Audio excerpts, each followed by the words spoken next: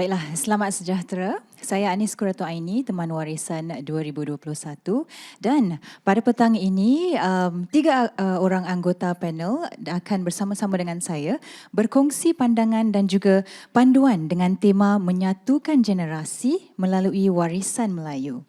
Dan ini juga bertepatan dengan tema Hari Warisan 2023 iaitu Tempoh Dulu dan Sekarang.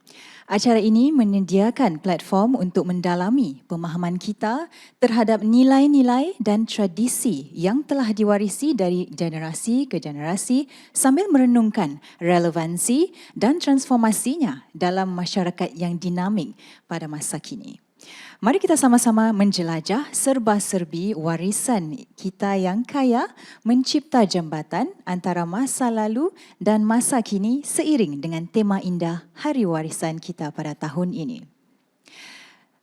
Panel yang pertama, Encik Farid Jainal. Beliau telah menjalin kerjasama secara meluas dan antarabangsa sebagai pengarah, artis pentas, seniman visual dan pereka set. Beliau telah memenangi pelbagai kategori di Anugerah Teater Straits Times Live sebagai pengarah, pereka dan pelakon. Beliau merupakan ahli pengasas kolektif seni visual, Neon Tides dan pernah berkhidmat sebagai pengarah seni bagi Teater Eka Matra. Encik Farid kini mengajar di Sekolah Seni SOTA. Beliau akan berbincang mengenai kepelbagaian dan identiti, bagaimana kepelbagaian pilihan telah memberi manfaat kepada kita. Dipersilakan Encik Farid Jainal.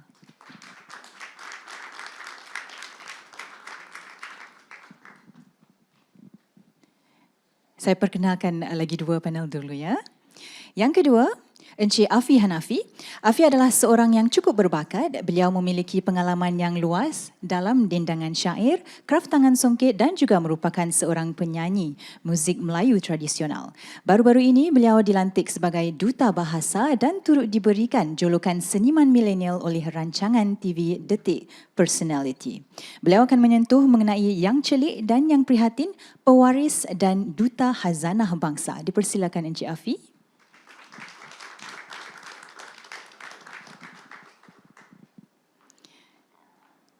Dan panel saya yang ketiga iaitu Puan Asmah Alias. Puan Asmah merupakan pengurus besar Yayasan Warisan Melayu dan Pusat Warisan Melayu. Beliau sebelum ini merupakan timbalan pengarah, pendidikan dan mendekati masyarakat di Lembaga Warisan Negara NHB dan terlibat dalam pembangunan dasar-dasar strategik untuk promosi warisan kepada sekolah-sekolah di Singapura. Beliau juga merupakan ahli lembaga bagi Majlis Antarabangsa Museum, Jawatankuasa untuk Pendidikan dan Tindakan Budaya. Puan Asmah akan menyelongkar mengenai topik yang begitu menarik sekali, akar awal identiti kekal. Dipersilakan Puan Asmah.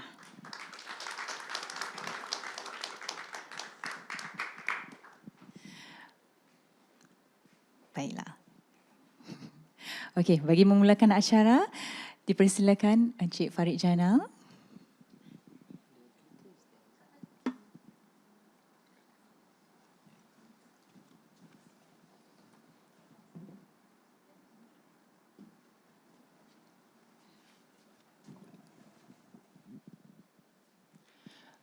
Assalamualaikum semua.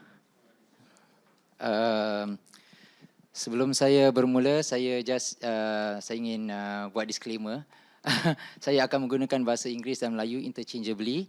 I will also try to make this as casual as possible. I think it's a nice Saturday afternoon, a wet Saturday afternoon.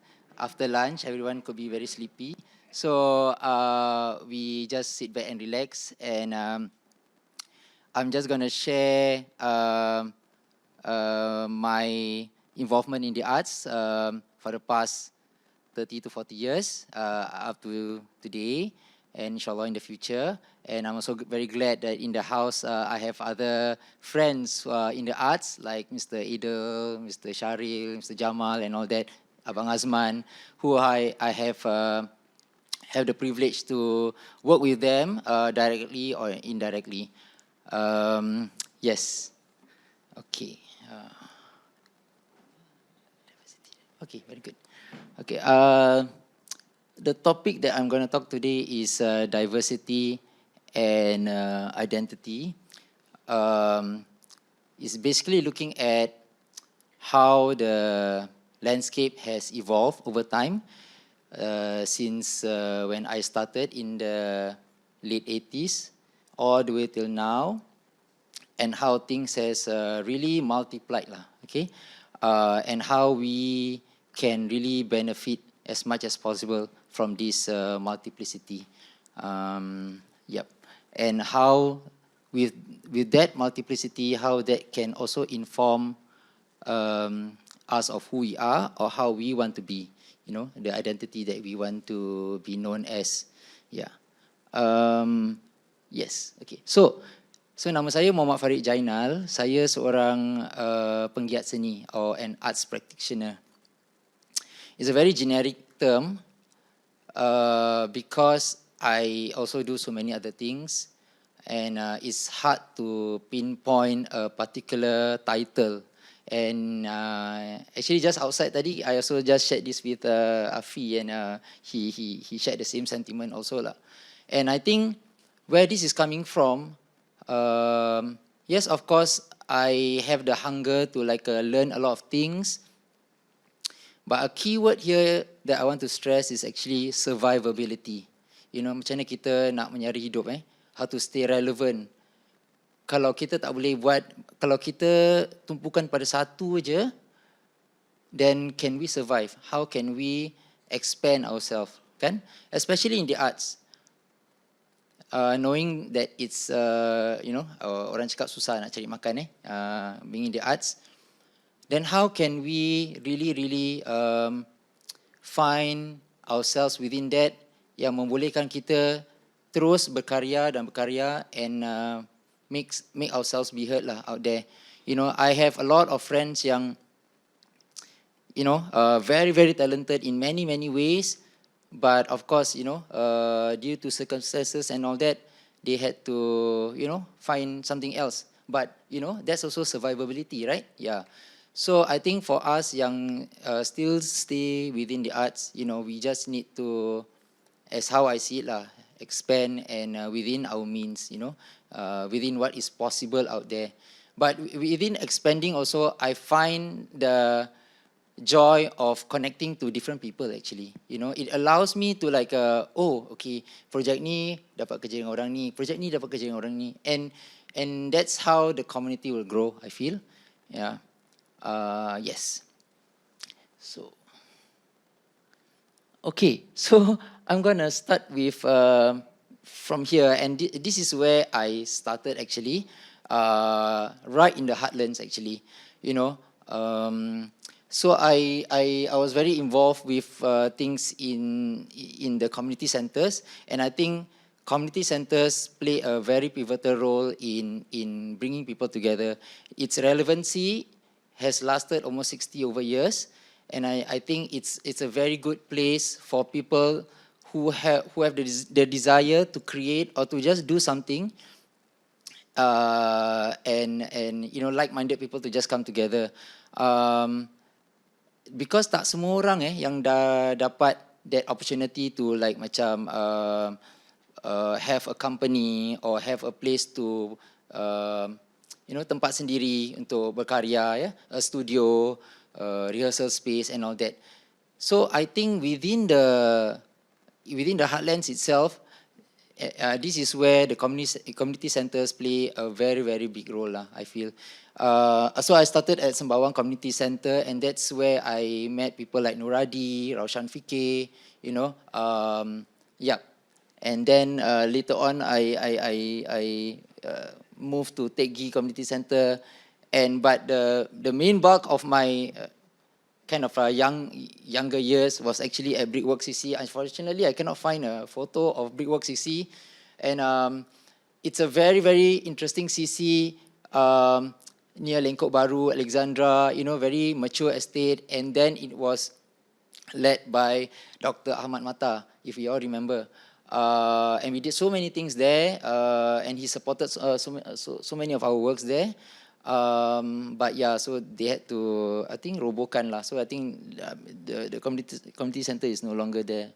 Yeah, so sorry, I cannot find a photo of that. But yeah, I think actually today I was hoping to see a lot more young people who I can share this, and then hoping that they can it'll be an inspiration for them to just continue and look at what's possible out there. But really, if like I know a lot of people been saying about like, oh, susah nak cari tempat untuk berkarya, tak ada tempat, and especially in a place like Singapore. But this is a good start actually, and it has served a lot of people over the years. Okay, so I think some of us might be familiar with this. This is actually Telok Ayer Performing Arts Centre. Okay, it was then situated at a very, very prime area in the middle of Shenton Way. Okay, where it's very, very prime. But then suddenly you have this old, very quaint building, it used to be an old primary school. I pun dah lupa apa primary school dia. Mungkin like orang-orang yang lebih veteran dari saya mungkin tahu.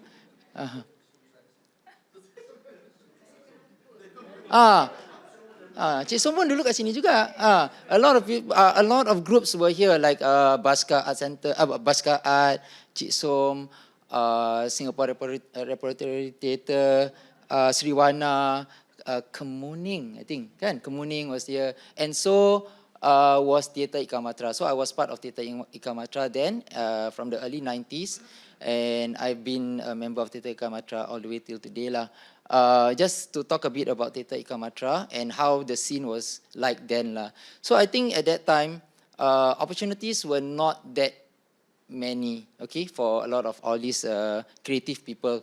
So to have a place like Ikan Matra, it feels like a home. Kenapa? Because it allows them to have the space to create.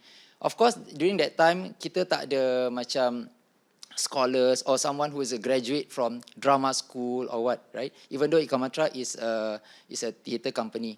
So we get people who are poets, who are sculptors, who are architects, who are like painters, and in the name of sharing, in the name of just creating works, okay, so they just get together and then they create. So there were no limitations, there were no like parameters of okay, what is theatre, what is not theatre.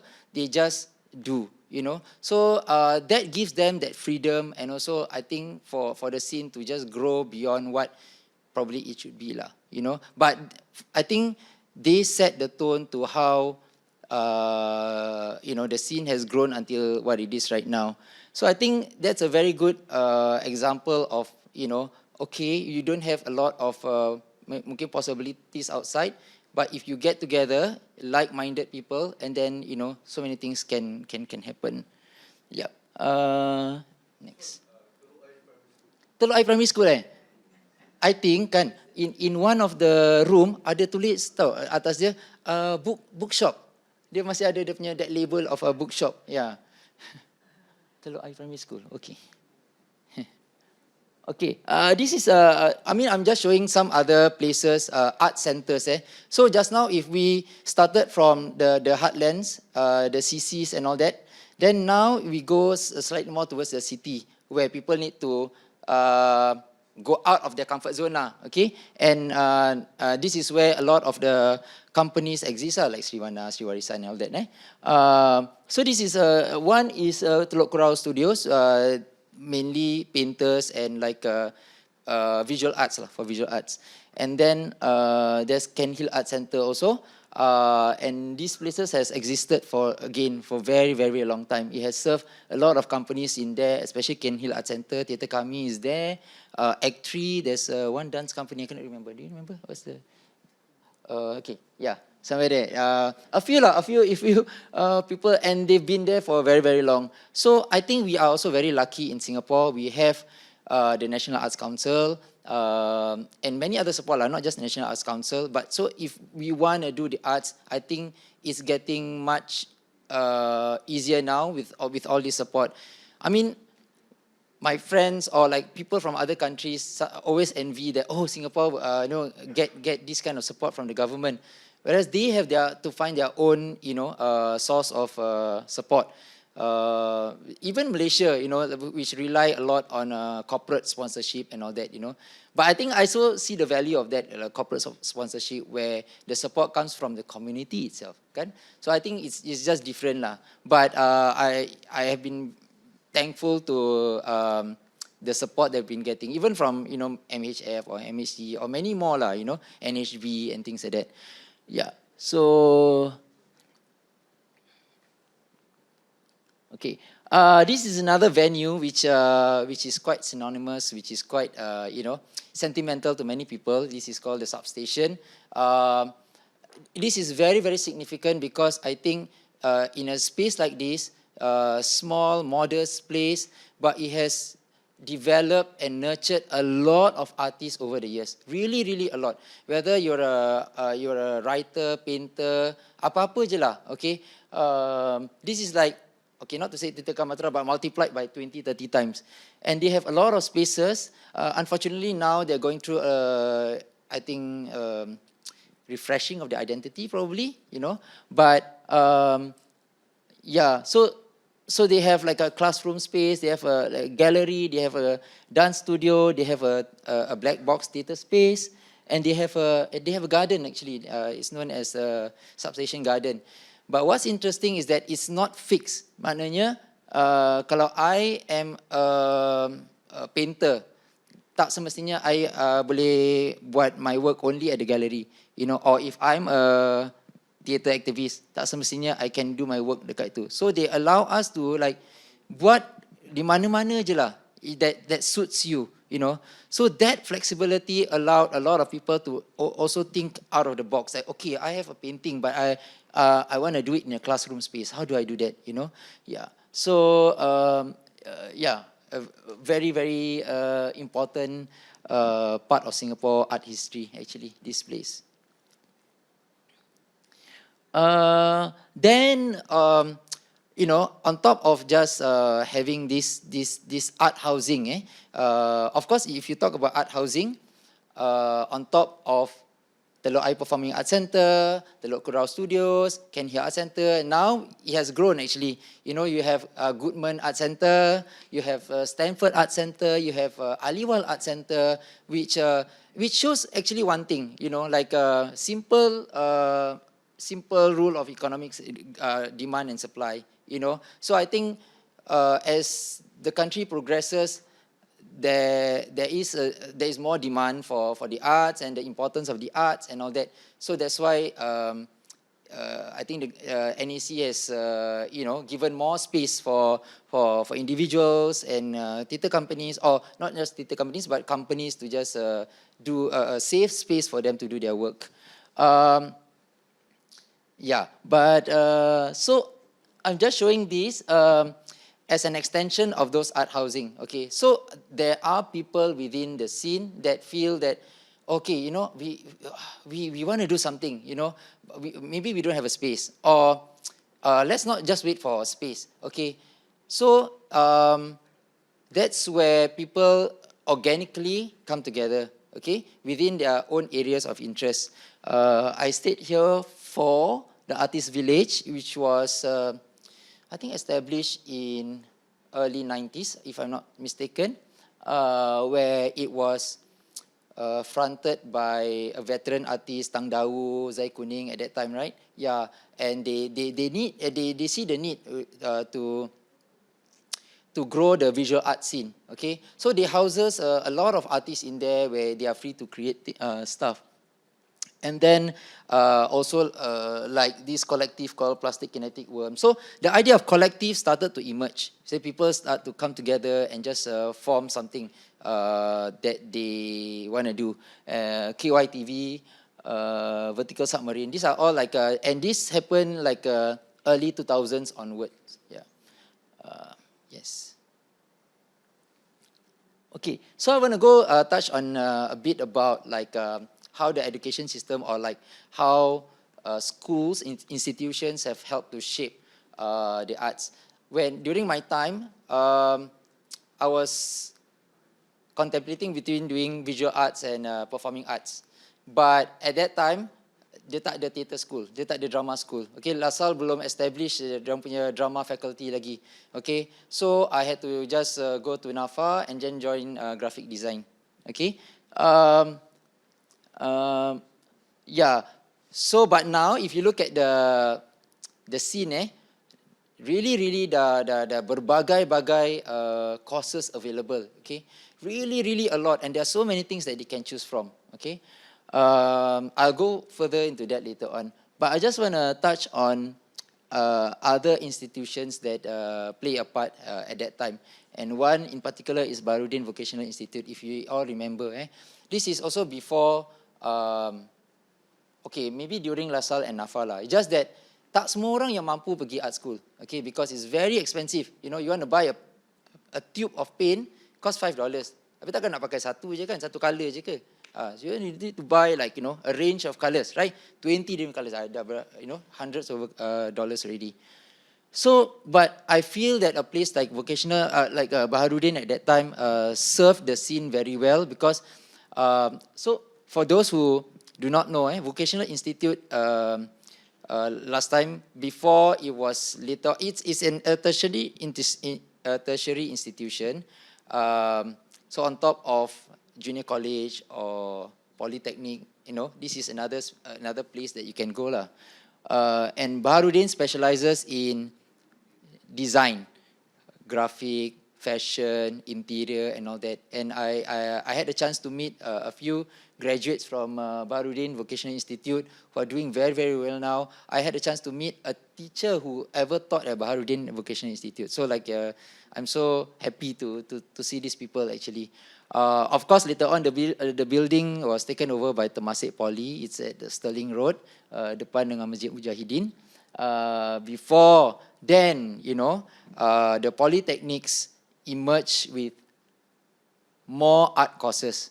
Okay, then Temasek Poly also took over that reign of kind of specializing in design courses, right? Graphic design, communication design, product design, all this. And then later on, the other polys also start to catch up. You know, start to have within their school, they have, you know, the arts and the creative schools lah.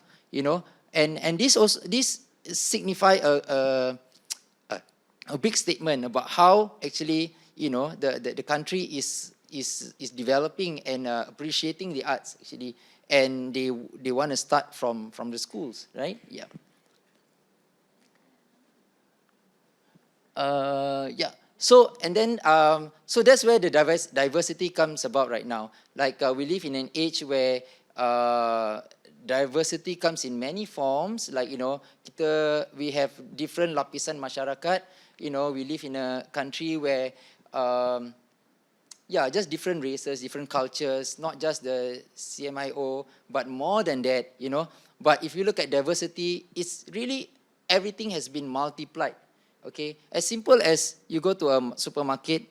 Kalau dulu I want to buy roti, ada dua macam je, white bread ataupun wholemeal. Sekarang tak tahu apa nak pilih. Semua like Hokkaido milk lah, ada like macam naik pening. I just don't know what's the difference, kan? So that's why everything has grown a lot. Even if you look at your handphone je, if you look at the wallpaper of your handphone, berapa banyak macam wallpaper ada kat situ actually. Like, you know, every day you can choose one, okay? Which means that your choices to identify who you are, in determining who you are, the identity that you want, dah berbagai, okay? And as an educator also, this is something that I've been observing lah, you know. With this range of choices that they have, how can they benefit from that? Betul?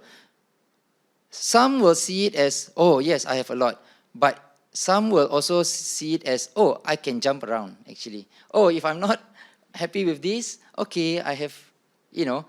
Kalau dulu kita punya choices sikit kan. Kalau sekarang roti tu banyak, okay lah, tak suka ni, next week beli yang inilah. Next week beli yang lagi satu lah. Okay, try semua. So, I think that there's that shift also. Okay, let's try everything. See what works, right? But that in itself is also survivability, right? In how they see it. Right? Yeah. Okay. So Okay, so I just want to use this as a case study. This is a work done by Tita Ika Matra. Am I taking too long? Boleh? Okay. Okay.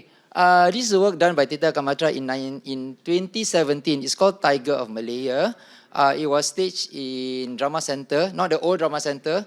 Okay. Okay. I think not many people know the old Drama Center. Okay.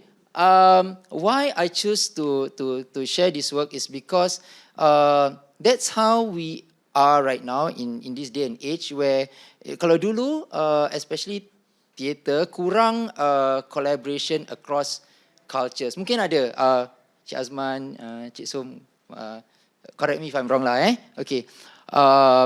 But I think this is a day and age where we bring our culture, we bring our heritage, we bring who we are, not just within our safe circle, but we bring it across to wherever we want to go, as long as we know who we are. So this is one project where it's in 4 different languages: English, Malay, Chinese, and Japanese. And we managed to collaborate with authentic people, like, the true Chinese and true Japanese people.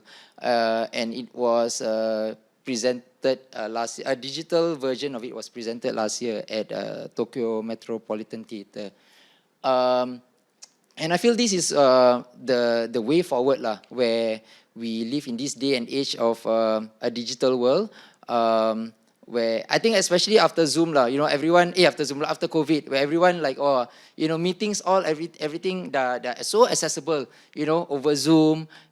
So I think there are a lot more possibilities now, dah tak payah nak jumpa face to face and all that. Walaupun I feel personally as an educator, kalau students need to meet ataupun orang nak interview me or something like that, I feel I need to see the person. I'm not in favor of digital, okay, I send you the questions, you just answer, because I think we lose that human touch, and that is something that's very important. Because if you want to interview someone, I think it's important that you meet that someone and understand that someone fully, and not just okay, for my own convenience, okay, fine, okay, these are the questions, okay, just send back to me.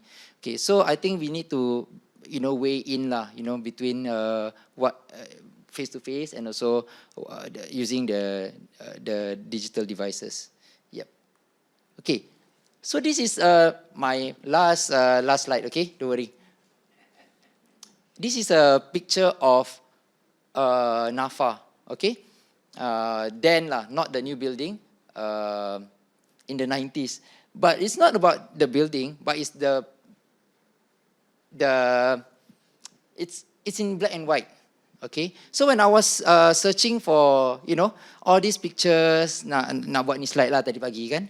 So I came across a few of these, and they are in black and white.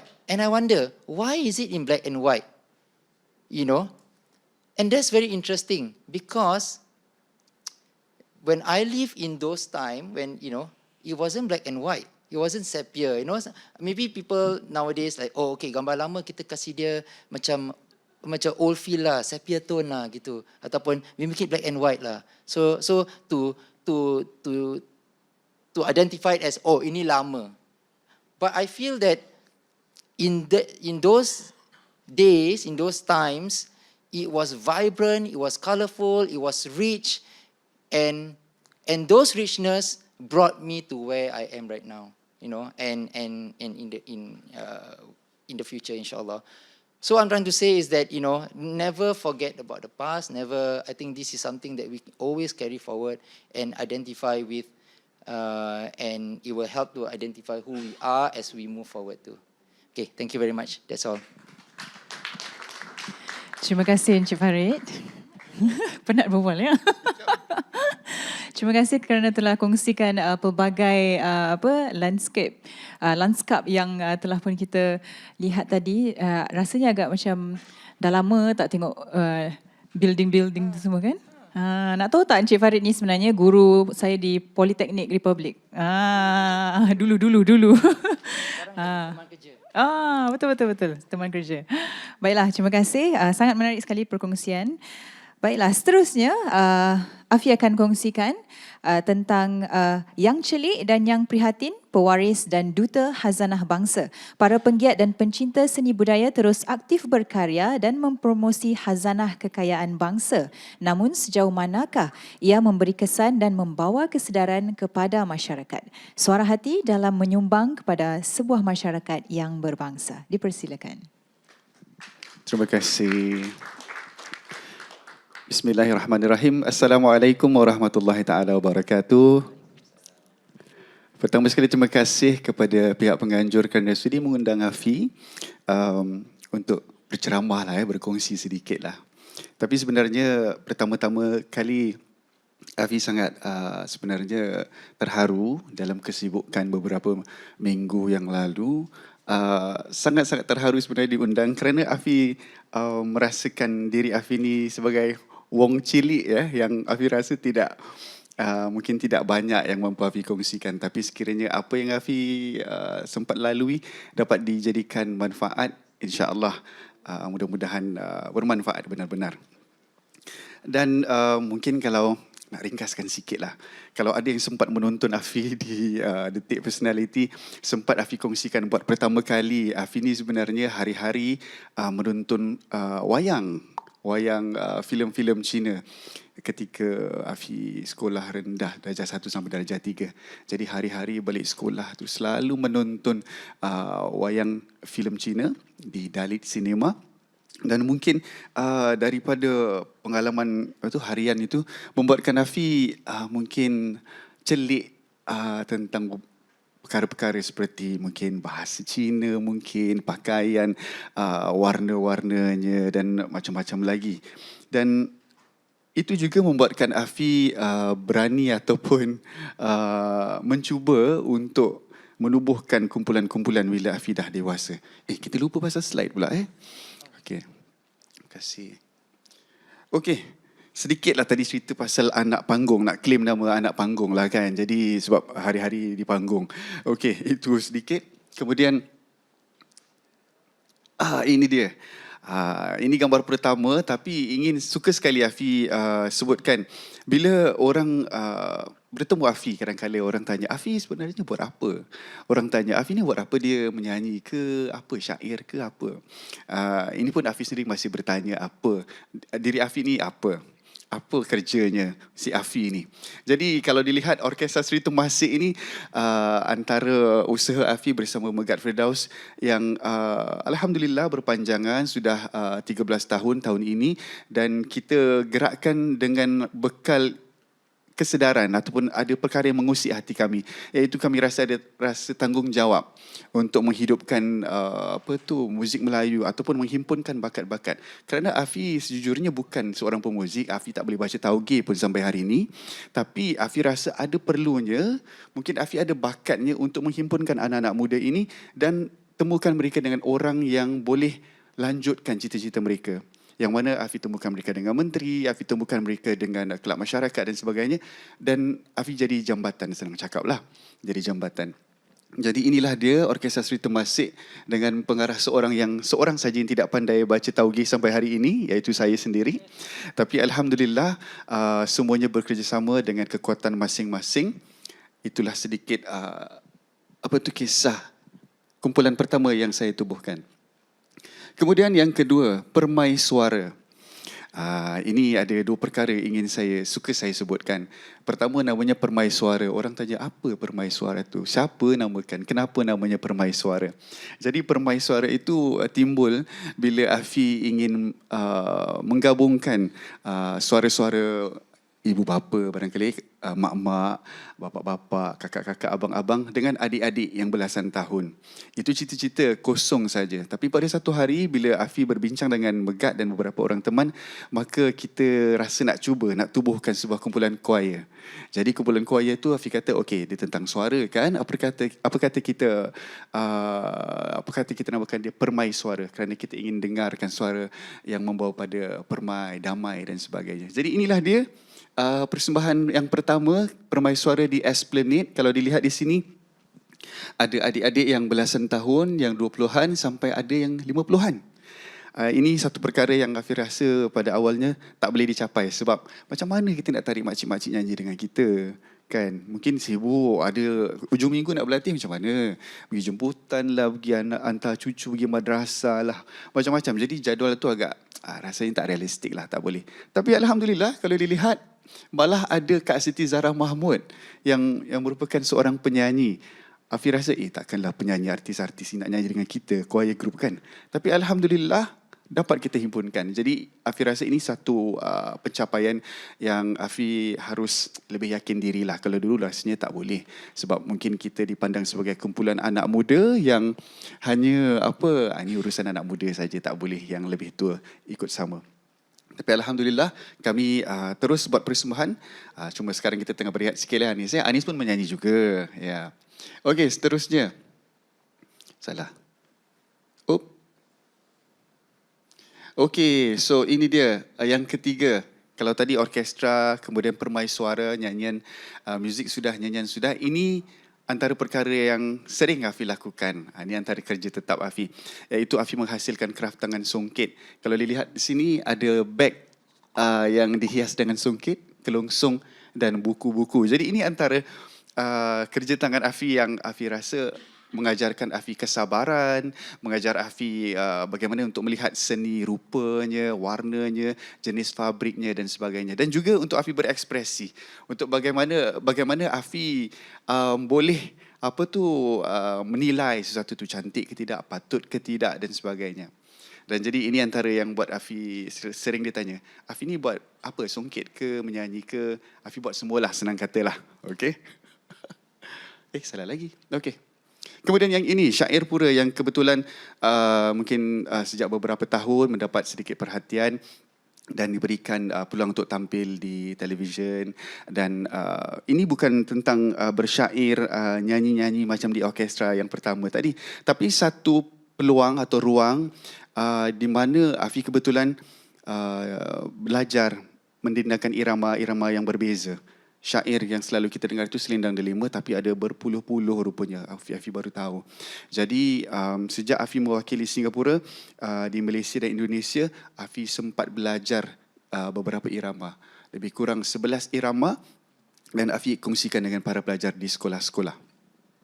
Dan sekali lagi Afi mungkin selama Afi bergerak itu tidaklah 100% yakin yang kita boleh segera mendapat perhatian ramai. Tidaklah, Afi tak begitu yakin pada awalnya. Tapi bila dilihat di sini, ada wajah-wajah, ada orang-orang TV, ada Kak Asnida, ada Abang Rudi Johar-Nain, ada Kak Siti Zahra, yang dah memang orang yang selalu tampil di depan kamera, masuk TV dan sebagainya. Afi rasa, ini dia barangkali. Afi hanya tinggal jadi penggerak, jadi jambatan dan penjalin. Tapi insya-Allah orang lain akan bantu, gerakkan dan bersama-sama memperjuangkan. Okey, ini antara buktinya. Okey, break sikit lah masuk surat khabar kan. Sebab orang kata Afi ni malah ada kata-kata yang sedikit negatif. Asyik-asyik muka dia keluar surat khabar. Tapi actually positif lah Kak Yun. Maksudnya ilmu ataupun perkongsian yang ingin Afi lakukan dapat disebarkan dengan segera. Masuk surat khabar ke radio, televisyen. Tujuan Afi itu tercapai. Kerana Afi ingin kongsikan irama-irama syair supaya irama-irama syair ini akan dilihat sebagai dia bukan satu saja, bukan selendang delima macam dalam filem-filem, tetapi banyak irama yang boleh bertukar-tukar, boleh diganti-ganti, malah boleh menampilkan ataupun mengetengahkan kuasa kemasan suara dalam syair yang berbeza-beza. Jadi ini antara pencapaian ataupun sesuatu yang ingin Afi kongsikan dengan warga Singapura, guru-guru sekolah dan para pelajar. Salah.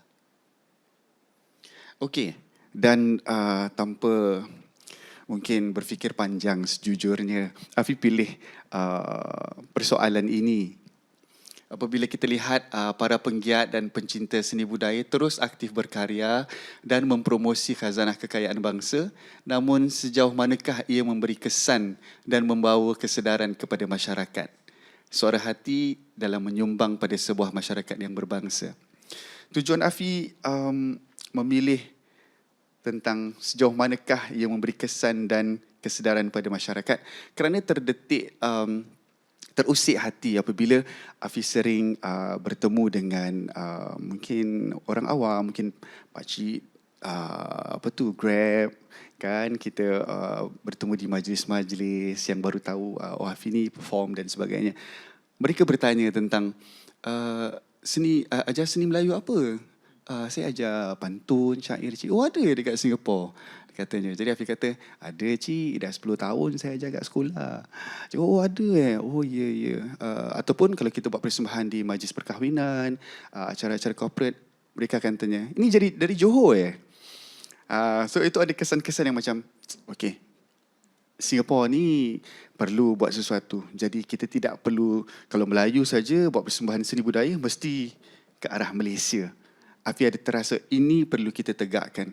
Maka Afi suka bila orang gunakan hashtag tu kan di social media.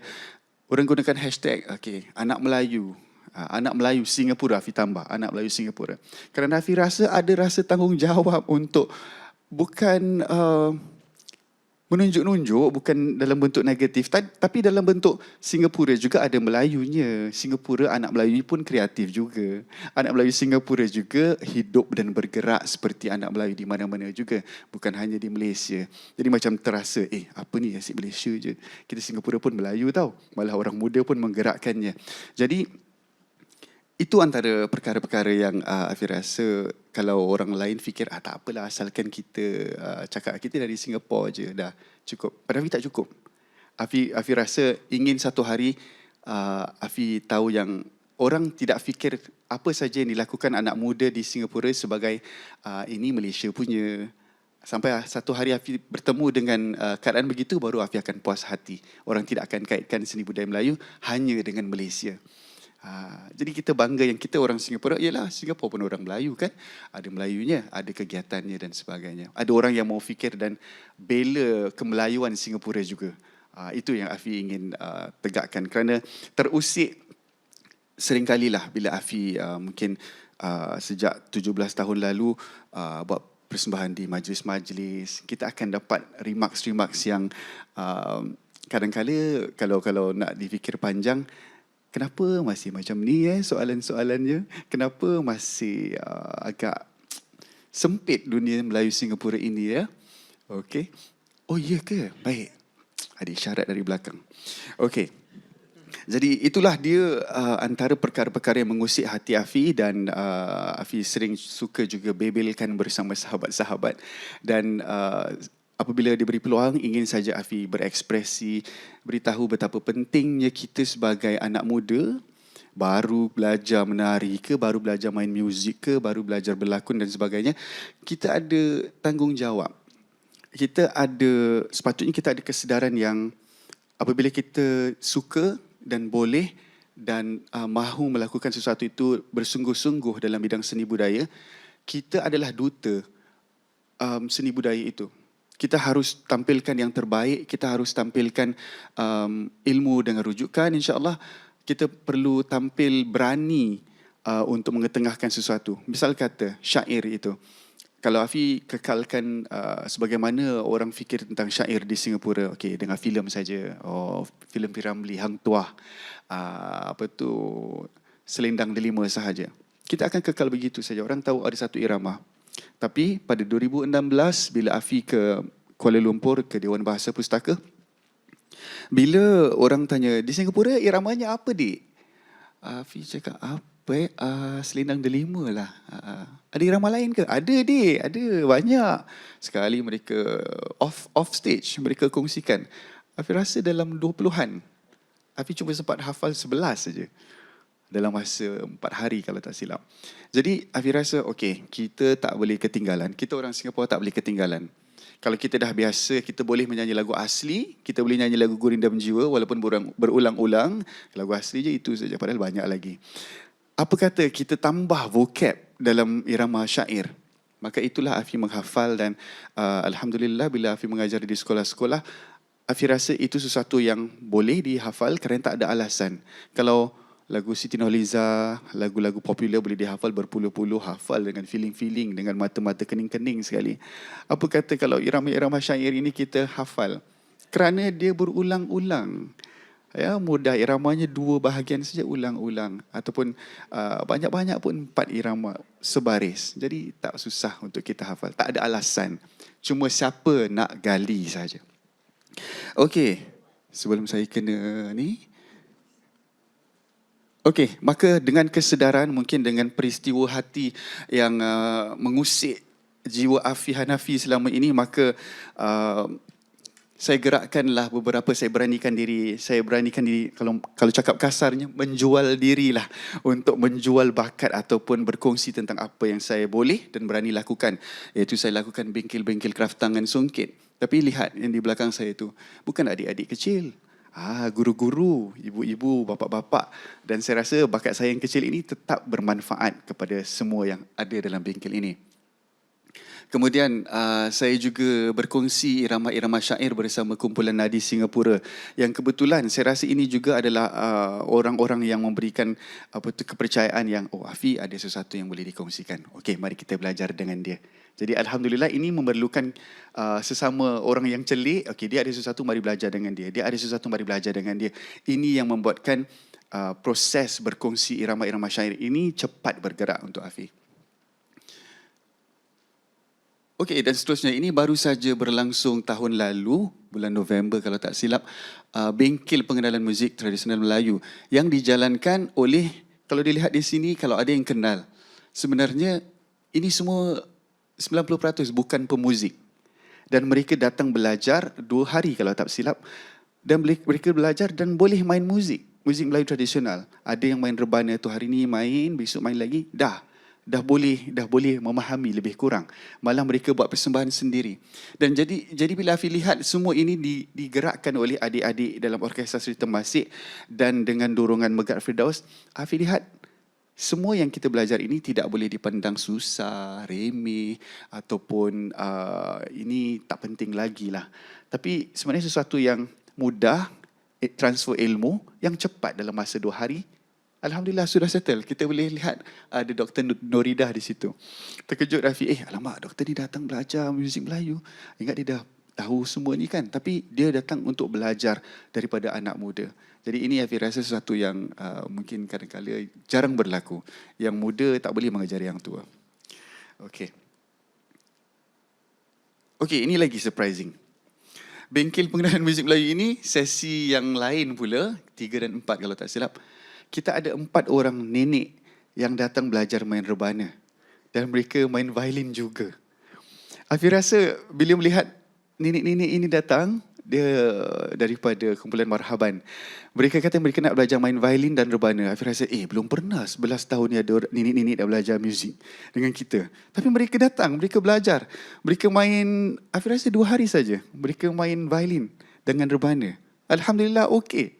Ya, jadi Afi rasa sebagai anak muda yang dulu mungkin beberapa tahun yang lalu tu muda lah, sekarang mungkin tak berapa muda sangat. Tapi tetap masih lebih muda daripada yang tua itu. Tetap boleh menjadi duta, guru dan berkongsi ilmu seni budaya.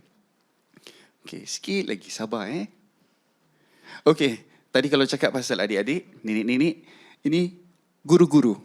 Ini guru-guru sekolah yang datang bersama ada guru-guru baru untuk belajar muzik Melayu. Afi rasa ini juga satu lagi tingkatan yang Afi rasa kalau kita sesama pemuzik ataupun sesama seniman saja belajar, orang lain tak belajar, maka sangat terhadlah. Sesama penggiat saja. Guru-guru yang mengajar di sekolah juga perlu belajar dan bantu kita sebarkan ilmu dengan lebih cepat lagi. Okey, ini bengkel syair. Bengkel syair lagi. Bila kita lihat ada adik-adik kita yang muda-muda, sastrawan-sastrawan muda, malah ada sastrawan negara bersama kita. Afi rasa, ya Allah, ini betapa menyeluruhnya. Kita tak kira kita muda saja baru nak belajar daripada yang tua. Yang tua juga datang belajar dengan kita. Malah sastrawan negara pun datang belajar mendendangkan irama. Afi rasa ini sesuatu yang, ya Allah, tak pernah difikirkan. Bila kita buat ini di sini, Afi rasa ini satu pencapaian yang perlu diteruskan, sesuatu yang perlu dilanjutkan oleh anak-anak muda. Kerana kita pun dah tak berapa muda ni, Afi. Okey. Dan kami buat konsert syair yang pertama di Singapura bertujuan untuk bukan sahaja berkongsi tentang irama, tapi Afi kongsikan mungkin susah payahnya memperjuangkan irama-irama syair yang Afi belajar dan ingin ajarkan supaya dia segera bergerak dan segera mewarnai seni budaya Melayu Singapura. Dan Afi juga sempat melibatkan diri dengan pementasan silang budaya, ada Melayu, India, Cina, walaupun tidak bersyair, tapi sesuatu yang Afi rasa perlu kita berkenalan macam Abang Farid sebutkan tadi kan, kita belajar, kita berseni dengan yang non-Malays supaya kita bukan hanya berkongsi tapi kita belajar daripada orang lain juga. Ni satu lagi. Kami juga Orkestrasi Temasek kebetulan pula diundang untuk merakamkan lagu-lagu barat yang sudah dimelayukan dan kemudian masih lagi dimainkan di Symphony 92.4 sehingga hari ini. Dan Afi rasa kalau tidak kerana menjadi duta pada seni budaya, jangan cakap pasal duta bahasa lah. Sebelum saya jadi duta bahasa pun saya dah menggerakkan ini. Jadi saya rasa dengan sedar diri bahawa kita orang Melayu perlu lebih kurang tahu tentang seni budaya kita dan menjadi duta kepada warisan budaya kita, kita mesti gerakkan dan kita perlu sedar yang ini bukan urusan Cik Som saja. Ini bukan urusan Abang Osman saja. Ini bukan urusan Abang Arifin saja. Bukan urusan Abang Zubir Abdullah saja, tetapi semua orang ada peranan untuk menjadi duta kepada seni budaya Melayu kerana ia mengandungi nilai-nilai murni bangsa kita yang bukan hanya orang tertentu saja boleh gerakkan tapi semua boleh sokong dan majukan bersama. Okey, Afi rasa itu saja. Terima kasih kerana mendengar bebelan Afi petang ini. Terima kasih. Pastinya perkongsian yang sangat bernas. Menyatakan tentang bagaimana kita dapat menyatukan generasi dalam warisan menggunakan warisan Melayu. Baiklah, seterusnya yang terakhir sekali Puan Asmah. Puan Asmah akan menyelongkar tentang mengenai topik yang tentang akar awal identiti kekal dan beberapa persoalan adalah bagaimana kita boleh menanamkan rasa bangga terhadap budaya dan identiti dalam kalangan generasi muda dan beliau akan kongsikan lebih mendalam lagi. Dipersilakan Puan Asmah. Terima kasih Anis. Assalamualaikum dan selamat petang buat tetamu terhormat kami dan juga tuan-puan yang saya hormati. Terima kasih dari pihak Yayasan Warisan Melayu dan juga Taman Warisan Melayu kerana sudi bersama kami pada forum petang ini. Kalau tadi Afi rasa terharu, saya rasa teruja sebab dapat berkongsi pentas dengan seniman-seniman, budayawan-budayawan yang agak mapan dan terkenal di tanah air kita. Sebab saya bukan penggiat seni. Tapi sentiasa menyokong karya-karya kawan-kawan kita ni secara peribadi ataupun melalui tugas-tugas saya di Yayasan Warisan Melayu ataupun di Taman Warisan Melayu. Sejujurnya saya tidak pernah menceburi bidang seni. Waktu di sekolah dulu saya berada dalam aliran sains. Tak pernah pun belajar mengenai sejarah. Dan adalah juga minat waktu di bangku sekolah dulu dalam bidang syair saja. Ada juga kata orang tu cubalah memasuki pertandingan syair tapi tak bolehlah menandingi Afi kan. Jadi mungkin kena masuk bengkel Afi ya. Pada di sekolah menengah dulu juga saya pernah menganggotai kelab drama tapi nak cubalah berlakon di atas pentas kan tapi mungkin tak berbakat lah. Jadi mungkin kita tanya Farid nanti untuk tunjuk ajar sedikit sebanyak. Tapi apa yang ingin saya katakan di sini walaupun saya tidak mempunyai kata orang tu secara formal tidak diberikan didikan secara formal dalam bidang seni kan, minat tu tetap ada. Dan berbekalkan minat itulah saya mendorong saya untuk mendapatkan pekerjaan dalam bidang seni ataupun warisan dan budaya dan sejarah, dan di situlah saya mula menceburi bidang warisan dan sejarah dan khususnya lah dalam bidang permuziuman. Dan saya bermulakan kerjaya saya di bidang permuziuman lebih kurang 20 tahun dululah di Muzium Negara Singapura. Saya bukan curator, Jadi di sini juga saya ingin memberitahu pada anak-anak muda lah yang ingin menceburi kata orang tu bidang permuziaman ataupun warisan dan sejarah. Anda tidak seharusnya rasa yang anda mesti menjadi seorang curator. Ada banyak cabang-cabang lain lagi, seperti saya katakan, saya bukan seorang curator. Saya mempunyai ijazah dalam komunikasi. Jadi tapi semua di antara kita memainkan peranan untuk sama-sama meningkatkan kesedaran mengenai budaya, sejarah dan warisan. Jadi dalam masa yang agak singkat ini, saya ingin berkongsikan sedikit mengenai usaha-usaha kami di Yayasan Warisan Melayu dan juga di Taman Warisan Melayu untuk meningkatkan kesedaran bagaimana kita boleh mendedahkan anak-anak muda kita kepada program-program yang berunsurkan sejarah, warisan dan budaya. Jadi mungkin melalui program-program ini, walaupun tidak secara formal, mereka kita dapat memupuk minatlah di kalangan mereka kan untuk melestarikan sejarah, warisan, budaya orang Melayu kita, ya.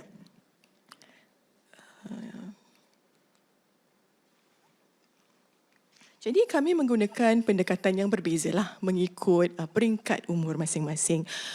Kalau ada yang ada anak-anak kecil, anda tahu kan kalau anak-anak kecil tu mereka agak rasa takut ataupun gerun kalau untuk ke museum, sebab museum tu mungkin gelap, tak boleh berlari-lari, tak boleh pegang objek-objek yang dipamerkan. Jadi apa yang boleh kami lakukan? Jadi menerusi maklum balas yang kami terima daripada guru-guru dan juga daripada ibu bapa, beberapa tahun lalu Lembaga Warisan Negara telah melancarkan sebuah program yang kami namakan Singapore's Little Treasure ataupun Hazanah untuk si Cilik, di mana kami berkongsikan, saya tak cakap melatih lah sebab guru lebih mahir kan, jadi kami berkongsikan tips-tips ataupun idea-idea kepada guru-guru bagaimana mereka boleh membuatkan lawatan ke museum itu lebih, kata orang tu, menyeronokkan untuk anak-anak kecil ini kan, sebab dah tak boleh pegang, tak boleh lari, habis tu nak pergi museum nak buat apa kan, tengok aja kan. Jadi kami adakan beberapa aktiviti amali.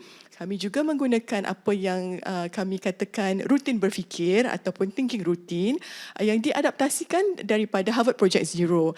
Mungkin ada guru-guru di sini yang mungkin pernah mendengar tentang City Wonder. Jadi kami adaptasikan untuk museum dan galeri, di mana kami bertanyakan anak-anak kecil ini agaknya apa yang dilihat. Mereka boleh memberitahu warna, bentuk. Tak semestinya mereka faham objek tu objek apa. Kadang-kadang ibu bapa, guru-guru pun tak tahu. Diorang sendiri pun stres, ni objek apa. Diorang nak kena baca label, diorang nak kena baca caption. Jadi untuk menyenangkan juga kerja-kerja ibu bapa, kami ataupun guru-guru, kami mengadakan latihan menggunakan rutin berfikir. Dan daripada situ kami menggalakkan dialog di antara anak-anak ini dan juga ibu bapa mereka tentang kegunaan objek ini. Balik boleh tanyalah nenek dan datuk, pernah nampak tak objek ni? Pernah guna tak objek ni? Misal katanya di MHC kami ada kukuh kelapa kan, saya ada gambarnya di sini saya rasa. Selalu kami tanyakan pada anak-anak Sitting Wonder. Kami tanyakan pada anak-anak, apa itu mereka cakap bangku, boleh duduk atas tu. Dan okey, tapi tak ada jawapan yang salah kan, sebab anak-anak ni kan mungkin takut nak ke museum kan. Jadi kami menerangkan kepada mereka, ni bukan bangku, nak cuba lagi tak? Nak cuba teka lagi tak? Apa sebenarnya? Ia diperbuat daripada apa? Agak-agaknya hujungnya tu apa? Jadi dari situ kami menerapkan juga nilai-nilai mengenai masyarakat Melayu, amalan-amalan orang Melayu melalui aktiviti-aktiviti yang santai seperti ini kan. Jadi ini salah satu aktiviti untuk murid-murid prasekolah. Selain daripada itu, kami juga adakan role play di mana guru-guru ataupun ibu bapa boleh memainkan peranan. Ini kan Istana Kampung Glam. Jadi dulu di sini ada Sultan. Jadi mereka boleh role play lah, dan sambil tu kami juga mengajar mereka, misal kata rumah orang Melayu, kita datang orang Melayu, kita kena tanggalkan kasut, dan bila kita makan kita cuci tangan, dan sambil tu kita menerapkan nilai-nilai mengenai masyarakat Melayu lah melalui aktiviti-aktiviti seperti ini. Selain daripada aktiviti-aktiviti yang saya sebutkan tadi, salah satunya juga mungkin melalui storytelling ataupun craft, bercerita. MHC selalu mengadakan sesi-sesi bercerita, malah tadi jam 2 tadi kami ada sesi bercerita juga di bawah ya.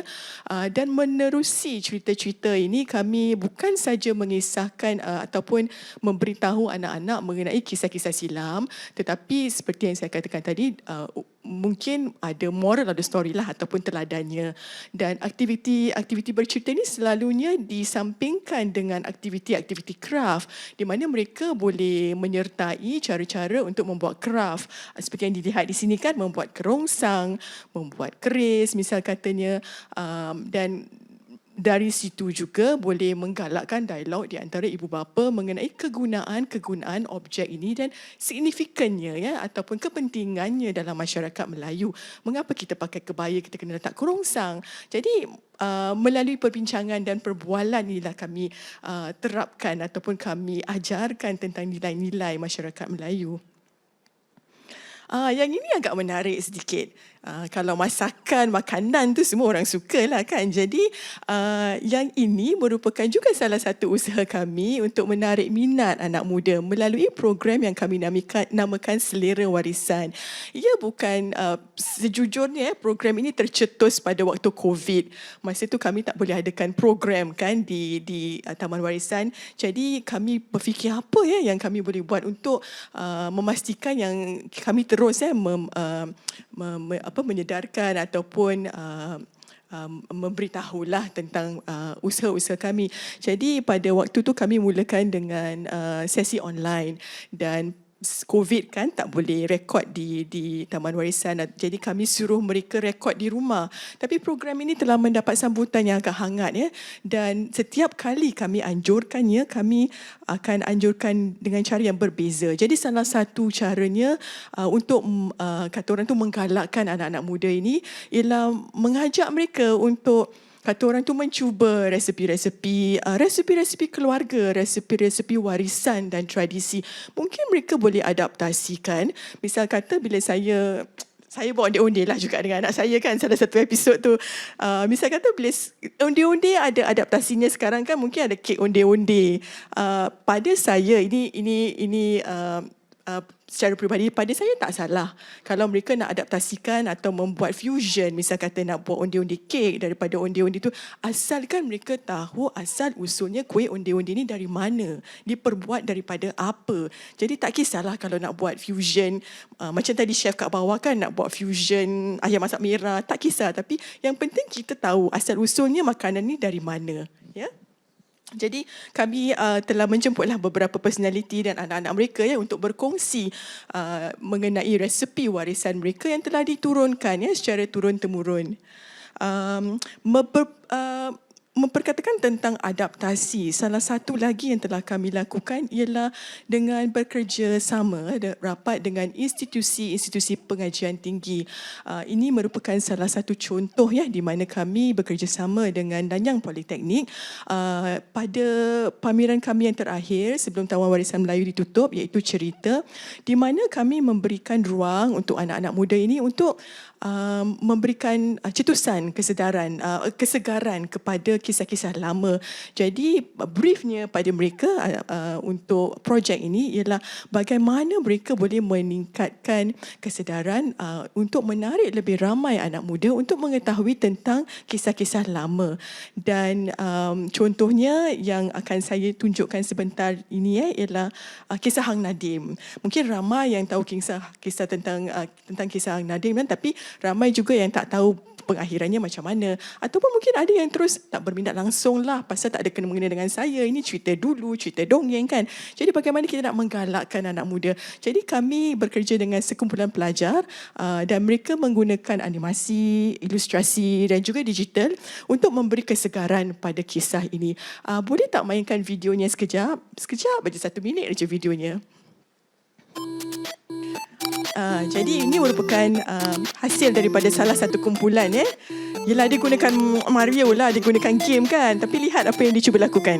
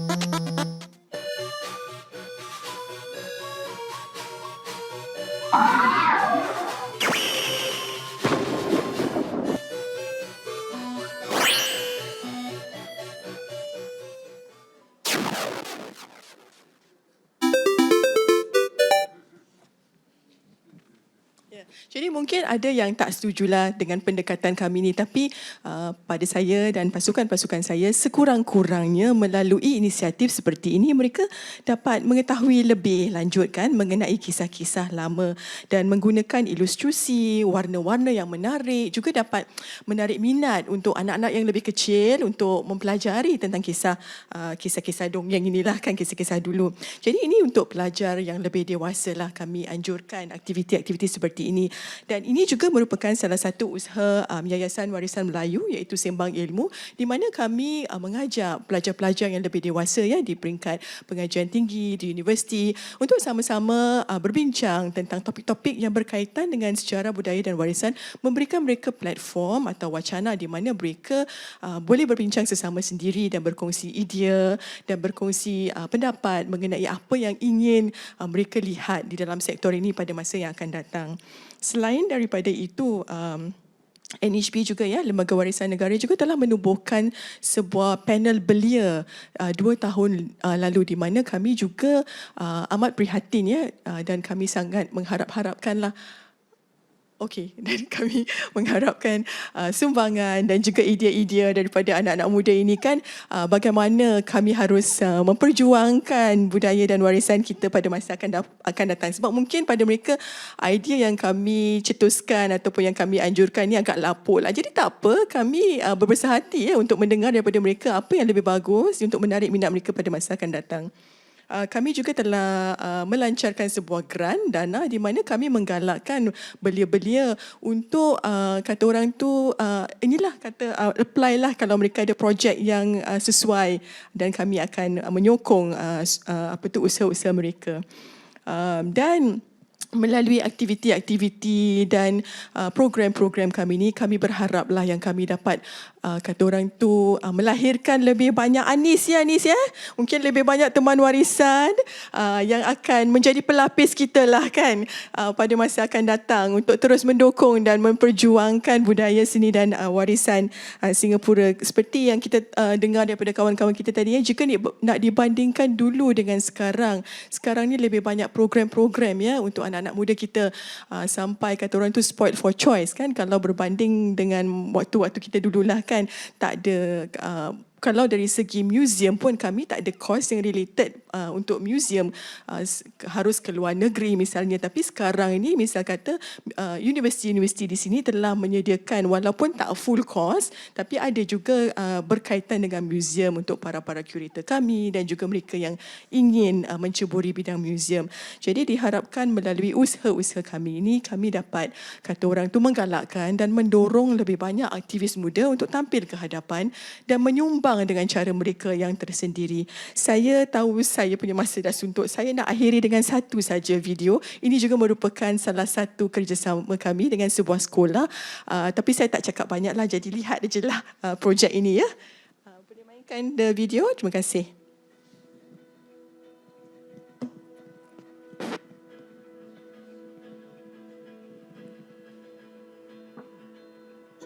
My favorite memory from this project is actually meeting up with the personality that I had been assigned to, Madam Fadila, to get to know her and her art form, which is Hajra. We really got to know her as a person. We got to know about her family legacy and how much her art form, Hajra, actually meant to her. I felt that it was very interesting to learn more about the Malay art form that her father specialised in. And so from my interviews with Madam Fadila, I gained insightful information on Hajra and gained more knowledge on Firqatul Wanazam. going to RGS to watch the Angklung performance. Coincidentally, the personality that I interviewed was also the Angklung Queen Farida Jamal. So I had some kind of connection with like what was going on. It's pretty cool to see like how what she was practicing was being implemented in the RGS performance. My favourite memory from this program is actually being in the same room as the various personalities, hearing them share their stories with the students, as well as demonstrating their craft with such expertise. To prepare for the interview, we had to do preliminary research on the art form Hajra and Kompang so that we could gain a better understanding on the instrument that this group specialised in. And because Hajra and Kompang are not instruments that are very popular, it wasn't easy at first to find information on the group. We went on to the group's Facebook page, and from there, we listened to performance of the group, we watched YouTube videos, and we read their posts to learn more about the group and their goal. Through this documentation project, I do hope that they actually learn new knowledge as well as have a better understanding of the intangible cultural heritage as they go about doing their research and interviews. It also allows these young people to understand what it means to be a Singaporean and how the heritage of the Malays is actually part and parcel of the Singaporean identity, regardless of its ethnic or religious origin.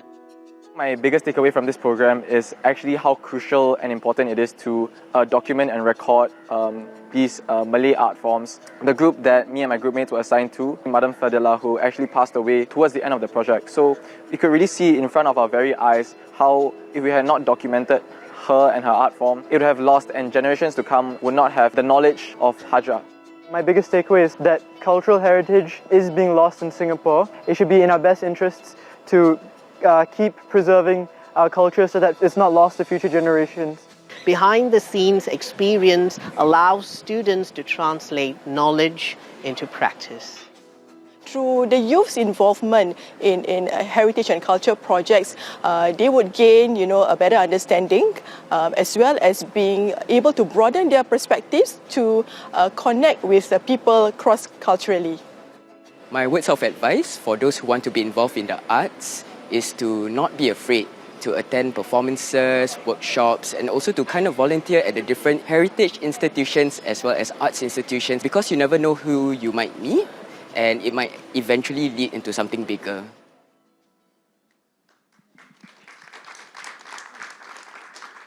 Baiklah, terima kasih kepada ketiga-tiga panelis. Baiklah, kini kita telah pun sampai ke segmen question and answer. Boleh kongsikan jika anda ada soalan ataupun pandangan, boleh angkat tangan dan kami akan berikan mikrofon, ataupun kami sebenarnya ada slido.com jika anda malu-malu nak suarakan pendapat anda. Jadi boleh typekan imbas kod QR ini dan bertanyakan soalan. Okey, kalau tadi kita mulakan dengan Encik Farid yang kongsikan tentang bagaimana kita untuk boleh kekal relevan dan bagaimana penggiat-penggiat semua berkumpul untuk menghasilkan karya. Selepas tu Afi pula kongsikan bagaimana penggiat-penggiat menjadi jambatan dan adanya rasa tanggungjawab untuk untuk kongsikan mungkin daripada kraft tangan ataupun puisi tradisional, ia membawa ke sesuatu yang lebih besar lagi. Dan juga Puan Asma juga kongsikan tentang pelbagai cara untuk menarik perhatian baik beli ataupun kanak-kanak, adanya selera warisan. Jadi daripada makanan lah kita tarik perhatian mereka. Jadi kalau anda ada soalan ataupun pandangan daripada forum hari ini, silakan. Ada mic yang, ya Cik Yatiman. Ada mic yang, okey. Satu. Dipersilakan. Assalamualaikum warahmatullahi wabarakatuh. Terima kasih kerana memberi peluang kepada saya. Saya sangat tertarik dengan perspektif yang dibentangkan oleh empat orang tadi. Masing-masing ada matlamat yang sangat berguna bagi Singapura. Jadi bagi saya, kita menjalani satu tahap yang baru dalam pembangunan bangsa. Dulu pada tahun 60-an, 70-an, 80-an, masyarakat Singapura dikenalkan dengan kepelbagaian budaya, tradisi melalui cerita-cerita yang dianjurkan oleh Kementerian Kebudayaan, wayang dan sebagainya. Selepas itu, pemerintah agak khawatir kalau sekiranya pemerintah mengambil bahagian yang aktif dalam menyemarakkan budaya bangsa Singapura. Ada banyak perbahasan mengenai pressure cooker yang selalu Singapura gunakan untuk membina bangsa. Tapi di bidang budaya, pemerintah tidak mahu memaksa pergaulan antara budaya. Jadi kita melihat dalam bidang-bidang seni dan budaya, masing-masing kaum tadi menggalakkan perkembangan budaya masing-masing dan percampuran, pergaulan, interaksi antara kumpulan budaya agak terbatas. Saya gembira mendengar bahawa di bidang performance art tadi telah timbul kecenderungan untuk mengadakan persembahan yang berbagai yang berbilang budaya. Tapi dibilang seni lukis misalnya, tidak banyak pelukis-pelukis Melayu atau Cina bercampur gaul. Pelukis Cina yang membuat hat hanya dapat masuk ke dalam hati nubari Melayu apabila hat tadi itu ada kaitannya dengan Islam. Ya? Kita datangkan mereka dari Cina, mereka bawa hat, dia orang Cina tapi hatnya hat Islam, kita mendekati. Tapi yang lain itu, kaligrafi Cina tidak begitu meresap. Syukurlah kita lihat Dr. Faisal buat hat Cina ya baru-baru ini. Tetapi percampuran di antara pelukis berbagai bangsa, pelukis India, pelukis Melayu, pelukis Cina, jarang sekali berlaku. Mereka bertindak dan berkarya dalam lingkungan masing-masing. Jadi kalau kita mau membina sebuah bangsa di mana pelukis Cina dapat menyemarakkan watak kemelayuan Singapura, pelukis Melayu memasukkan watak bukan Melayu dalam karyanya, maka kita bergerak ke satu tahap. Jadi apabila kita mengharapkan generasi muda ini membina paduan jambatan budaya antara kaum di Singapura, saya ingin bertanya, bagaimana agaknya arah ini dari pandangan anda semua? Sebab saya sangat bimbang. Di kalangan penulis pun tak ramai penulis Melayu bercampur dengan penulis Cina. Jadi satu cara yang untuk mendekati kaum-kaum lain supaya memahami karya Melayu dengan terjemahan. Kita terjemahkan ke bahasa Inggeris, ke bahasa Cina, ke bahasa Tamil supaya mereka tahu warisan budaya Melayu, perkembangannya, prosesnya, penggiatnya, dan mereka menghargai kaitan budaya Singapura. Jadi bagaimana agaknya pandangan ahli panel hari ini, arah yang harus kita ambil supaya pada generasi anda nanti akan ada pertautan warisan, pertautan budaya, pertautan seni yang menyatu padukan Singapura sebagai satu bangsa. Baik, terima kasih. Ada yang ingin jawab? Encik Farid? Saya jawab dulu. Silakan. Terima kasih Cik Yatiman kerana pandangan itu dan soalan itu. Sebenarnya, if I remember correctly, in the 90s ada 3 artis pelukis ya. Satu Cina, satu Melayu dan satu India. Mereka sering membuat pameran bersama. I forgot the Chinese artist, Salih Jaafar, Chandrasekaran and one more. In fact, their works are at National Galleries Singapore. But selepas itu tidak, we don't see that kind of collaboration anymore, where they move forward together, regardless of race, language, religion. They have a common focus and direction forward. But from my standpoint and where we are right now, I feel that the signs are encouraging actually, because we have comfortably moved beyond our comfort zone of who we are. Mungkin dari sudut performing arts is easier sebab kita work communally, kita always work in a group kan.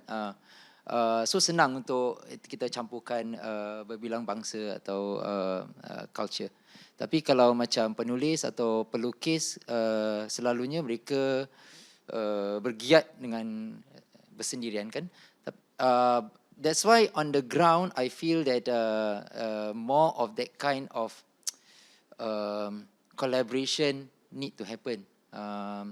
Kita harus gerakkan di mana peluang-peluang bukan saja terhad pada sesebuah bangsa atau budaya, tapi anyone can participate. You know, even in performances, kalau kita tengok secara dasarnya sekarang, even let's say a Malay theatre performance, half of the audience are non-Malays actually. Why? Because of subtitles. The accessibility, because apa yang kita ketengahkan sekarang, isu-isu dia, bukan saja isu-isu yang hanya untuk yang pada orang Melayu. It's general issues, tapi from the lens of the Malays. So people get interested to come and watch and see what's happening. Oh, this is how the Malay think. Oh, okay, this is how the Malay behave. Like, you know, from the perspective of the Malays, you know, our view of the world. I think we also have that say in how we view the world. You know, but on the ground, in the process, I really think that it is very, very encouraging to at the moment moving forward, where we work at least from the performing arts side. I know visual arts is a bit hard, but I feel there could be more to be done in that area on the ground of no need to be at the end terjadinya satu pameran atau apa, tapi like macam let's say bengkel-bengkel atau workshop atau yang kita boleh bounce off ideas among different races or different different cultural groups and all that. So yeah, that's from me. Ada nak tambah? Tambah sikit lah. Kalau tadi sebut tentang lukisan barangkali. Kalau Afi pula dalam bidang muzik dan nyanyian, kebetulan Afi sempat beberapa tahun lalu terlibat dengan beberapa konsert muzik Cina. Kemudian Afi diberikan cabaran untuk menyanyikan lagu Cina, namanya Keke Tohai The Muyang Ren, penggembala di kawasan Keke Tohai, dalam bahasa Cantonese kalau tak silap, Hokkien, dalam bahasa Hokkien.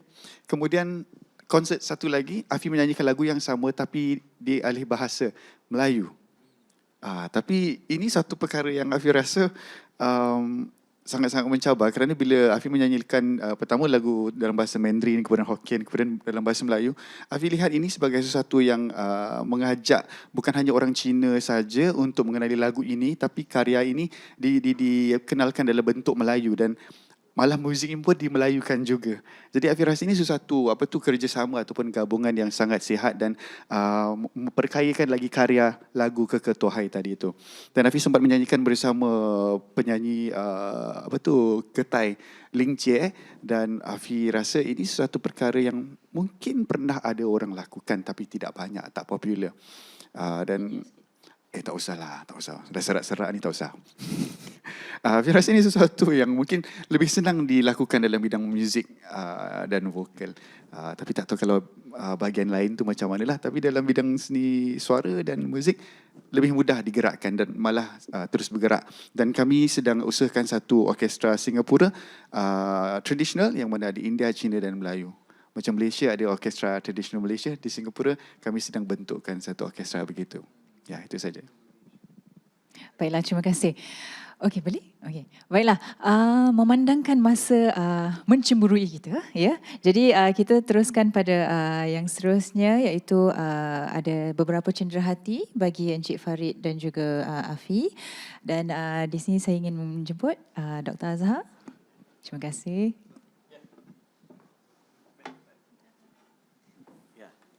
Sebenarnya teman-teman, bapa ibu, saudara-saudari, kita kerana kesuntukan, bukan kita nak cut short ini forum ya. Kita menghormati forum.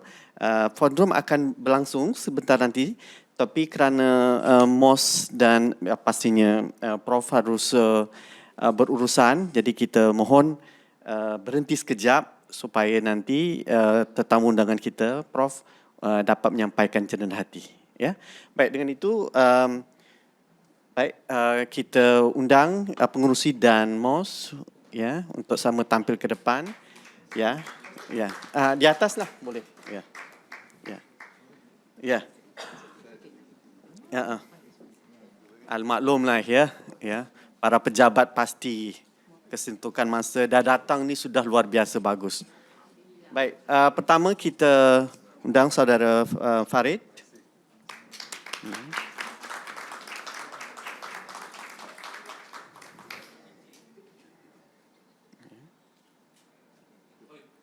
Ya, dan saudara Afi.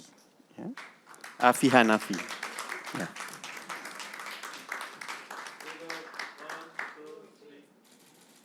Ya. Ya, terima kasih banyak ya. Dan mungkin ya, ini untuk Prof lah buku yang sebenarnya ya. Ini khas ya. Ya. Ya. Boleh tak kalau kita minta Prof, kerana sebentar sebelum Prof bergerak, Prof dibawa dengan Chairman, dengan Puan Rahayu ya, dan Cik Hamid bersama dengan penulis kita yang muda yang ada depan ni. Saya rasa kita harus beri mereka semangat untuk terus menerus ya. Silakan yang para penulis kita di depan. Ya. Saya pun akan turun di bawah. Ya. Yang ayo cepat. Bapak Menteri kita harus bergerak ya. Silakan, silakan. Ayo ke depan. Ya.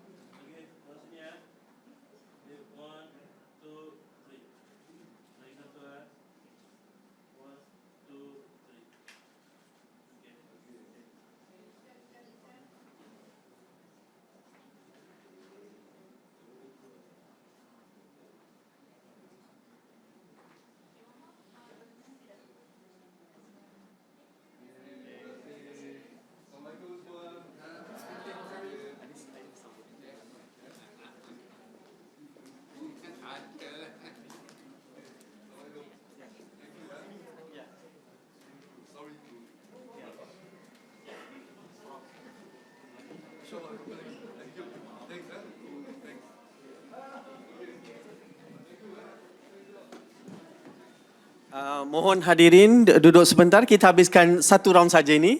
Saya rasa Puan Asma harus juga menyinggung apa yang harus ditanya tadi oleh Encik Yatiman.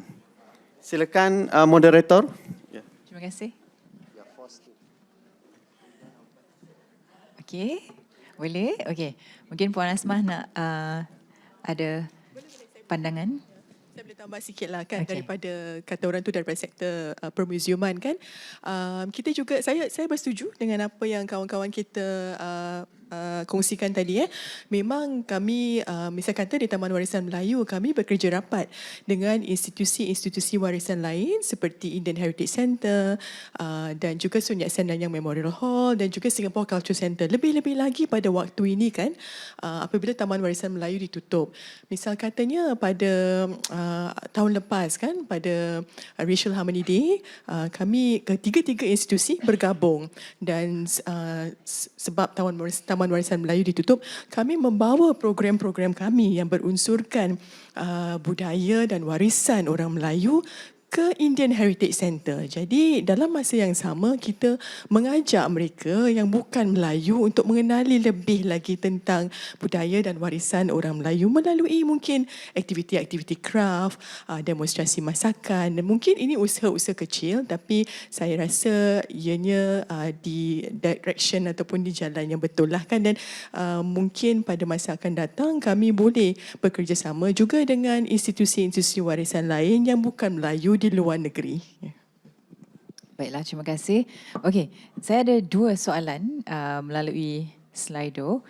Okey, yang pertama, bagaimana pula budaya warisan boleh dijadikan ruang untuk menyatukan golongan kurang upaya khususnya di Singapura? Siapa nak jawab? Siapa nak jawab ni?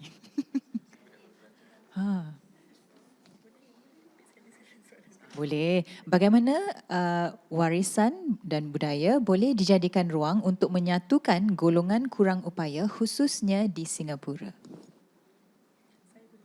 Silakan. Cuba. Antara salah satu usaha kami lah di Lembaga Warisan Negara ialah satu program yang kami namakan Heritage Cares, di mana kami mengadakan program untuk mereka yang mungkin bukan kurang upaya lah, tapi mungkin yang tidak selalu kami dekati. Jadi antaranya ialah mungkin keluarga-keluarga yang berpendapatan rendah ataupun anak-anak yang ataupun kami namakan youth at risk lah di homes dan sebagainya kan. Dan mungkin saya boleh kongsikan salah satu program yang MHC adakan sebelum kami ditutup pada 2022. Kami bekerja sama dengan Muhammadiyah Homes dan di mana kami mengajak anak-anak di sana untuk bersama-sama aktiviti di Barat. Mungkin pada anda ianya sesuatu aktiviti yang sangat biasa, tapi anak-anak di sana mereka tidak berpeluang untuk menyertai aktiviti-aktiviti seperti ini. Ia merupakan sesuatu yang agak mencabar pada kami sebab waktu tu pun masa kami nak mulakan program tu COVID. Jadi kami tak boleh adakan di sana dan trainernya tak boleh ke sana, ada beberapa cabaran lah dan restrictions, tapi alhamdulillah kami dapat sempurnakan juga, di mana trainer-trainer kami dapat ke sana juga dan sebab mereka tak boleh keluar daripada homes kan, jadi kami terpaksalah ke sana untuk mengadakan latihan-latihan dan sebagainya. Dan pada akhir latihan itu kami mengajak mereka untuk membuat satu persembahan di Taman Warisan Melayu dan ianya diadakan pada closing fest kami. Cabarannya juga pada waktu itu kami tidak boleh menjemput orang ramai sebab ada issues lah kan, ada orders untuk some of anak-anak ni kan. Tapi kami menjemput keluarga mereka, rakan-rakan mereka, semua datang untuk melihat persembahan mereka. Dan saya sendiri rasa terharu sebab ada ibu bapa yang datang pada saya, ada yang menangis. Bukan apa, sebab mereka tak pernah melihat anak mereka dipentas seperti itu. Sebab yalah, anak-anak ni adalah kesalahan masing-masing kan, tapi mereka berjaya untuk membuat persembahan. Dan bukan saja persembahan, melalui persembahan itu, melalui program ini, mereka lebih berkeyakinan, lebih confident.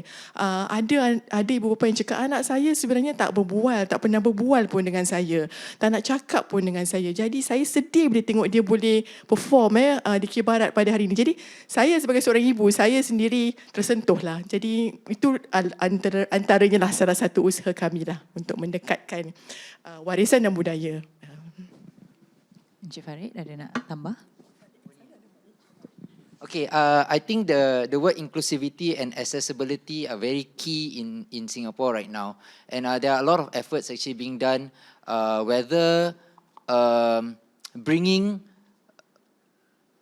people, whether fortunate or not, to the arts, as in to like places like Esplanade and all that, but through festivals like, say, for example, SIFA, Singapore International Festival of the Arts and all that, there are also programs that reach out to the community. So actually, arts are such that it's so organic right now that you don't have to come to the arts will go to you. I mean, it has always been that way, but more so now, where artists are within the community, within the the neighborhoods, and working closely with people, and that's where we can reach out to more than just those who who have access to the arts, right? Yeah.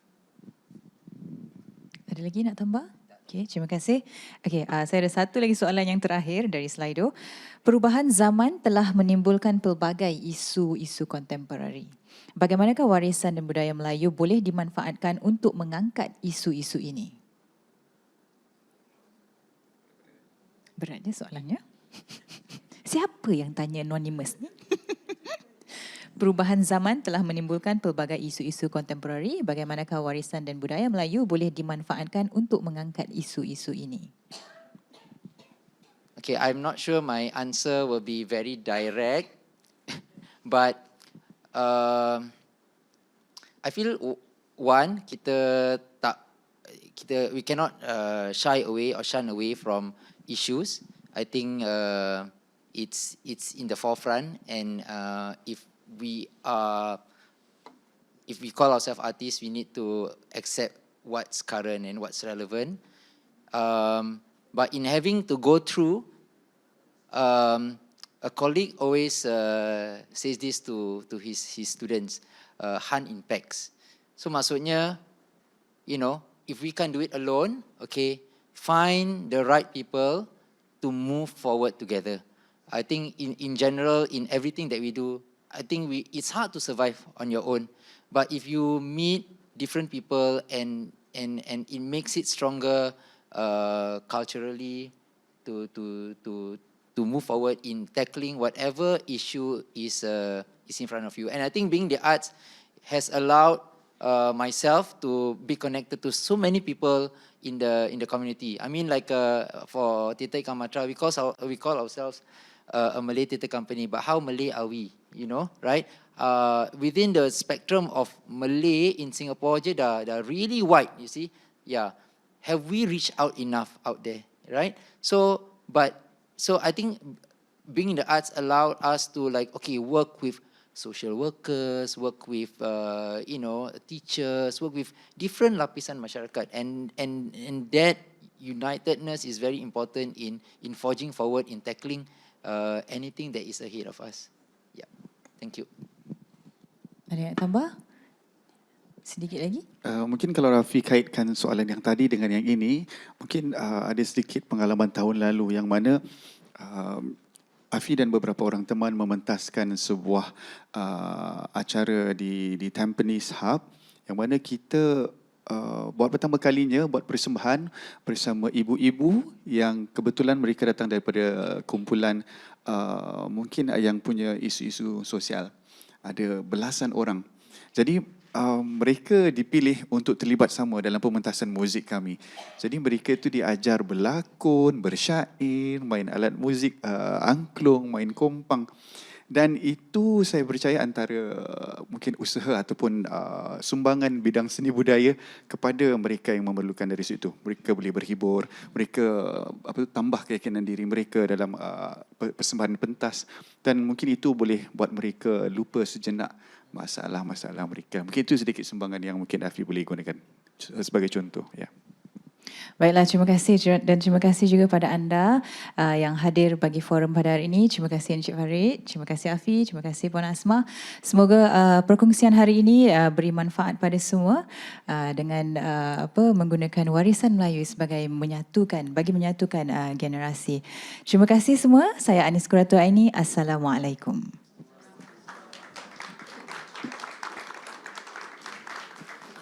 Terima kasih Cik Anis, moderator kita yang sangat menjanjikan dan tidak pernah kita boleh lelap kalau Cik Anis dah bicara. Belum tadi syairnya, ya. Bayangkan tadi Cik Anis dengan saudara Afiq kita bersyair, pasti yang tak balik, jangan sampai maghrib pun belum balik ni nanti. Ya. Baik, teman-teman, ayuh kita berikan tepukan gemuruh kepada semua panelis kita dan Cik Anis. Terima kasih banyak. Juga kesempatan ini terima kasih kepada para penulis dalam buku ini, Nilai Warisan anak-anak muda kita. Ayuh kita berikan tepukan kepada mereka. Ya. Juga tepukan kepada para sastrawan, budayawan, bahasawan yang ada di ruangan ini. Terima kasih banyak. Sebelum kita beredar, ayuh sama-sama, ini sudah menjadi adat di Singapura. Maklum balas tuan-puan sangat diperlukan. Mohon nanti imbas QR code ini, jadi boleh memberi maklum balas. Segala maklum balas itu sangat berguna kepada pihak kami supaya ke depan kami boleh merancang dengan lebih baik. Silakan buat 1-2 minit saja. Ya.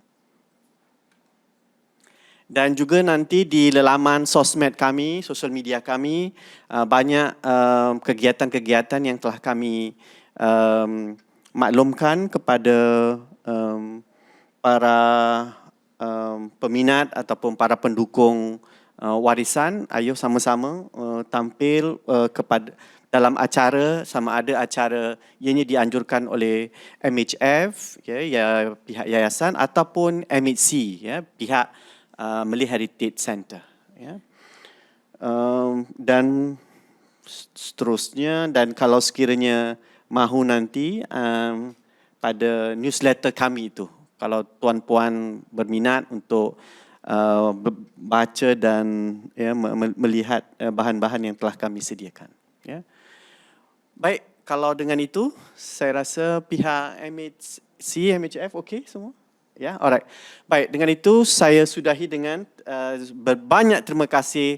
Moga-moga tahun depan kita ada hayat yang panjang, rezeki yang murah, ya, untuk sama tampil dalam hari warisan. Moga-moga warisan di tanah air kita terus gemilang maju.